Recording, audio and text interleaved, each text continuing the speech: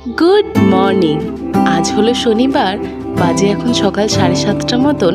বেরিয়ে পড়েছি বাবার সঙ্গে একটু হসপিটাল যাব বলে। কয়েকটা জেনেরিক টুকটাক টেস্টস করানোর আছে। আর এই দেখুন, রাস্তাটা যে এত ফাঁকা দেখছেন, মোটেই কিন্তু এত ফাঁকা থাকে না অন্যান্য দিন। আজ যেহেতু শনিবার, রাস্তাঘাট তাই একদমই ফাঁকা। এই সময় থাকে সব অফিস যাত্রীদের ভিড়। পিঠে ব্যাগ নিয়ে সবাই একদিকে ছুটতে থাকে অফিসের তাড়ায়। যাই হোক, এইসব দেখতে দেখতে পৌঁছে গেলাম হসপিটালে। যাই তাড়াতাড়ি গিয়ে টোকেনটা নিয়ে নিই। আজ বোধহয় ভিড় থাকবে, দেখি কি হয়। শনিবার তো। এই দেখুন, যেটা ভাবছিলাম সেটাই, বেশ অনেকটাই ওয়েটিং আছে। কি আর করা যাবে, বসতে তো হবেই। টোকেনটা কালেক্ট করে বসে পড়ি। বিলটা পেমেন্ট করে তারপর উপরে যেতে হবে। এই যে বসে রয়েছি, বাবা গেছে বিল পেমেন্ট করতে। বিলটা পেমেন্ট হয়ে গেলে ওপরে গিয়ে সেটা জমা দিয়ে আরও কিছুক্ষণের ওয়েটিং। চলে যাচ্ছি ওপরে।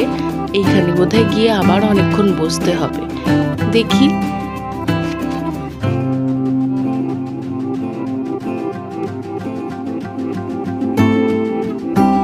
যা ভেবেছিলাম তাই হলো। বিল জমা দিয়েও বেশ অনেকক্ষণ বসতে হয়েছিল, প্রায় মিনিট 45 মতন।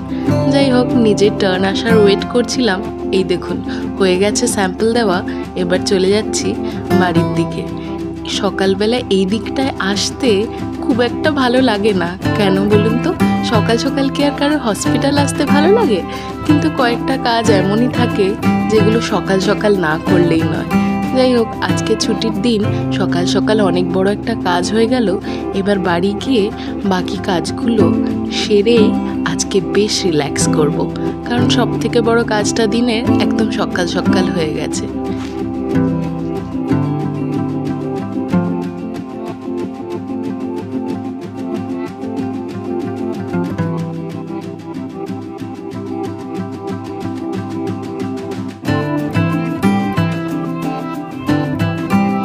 এই যে জায়গাটা দেখতে পাচ্ছেন, এটার সাথে হয়তো আপনারা অনেকেই পরিচিত।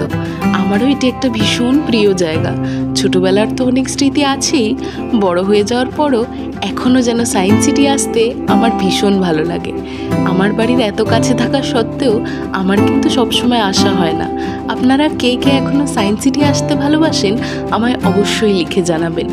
এইসব জায়গা, science city, eco park, Nicco park, আমাদের যেন ছোটোবেলাকার একটা অংশ। ভীষণ ভালো লাগে আজও এই জায়গাগুলোতে যেতে।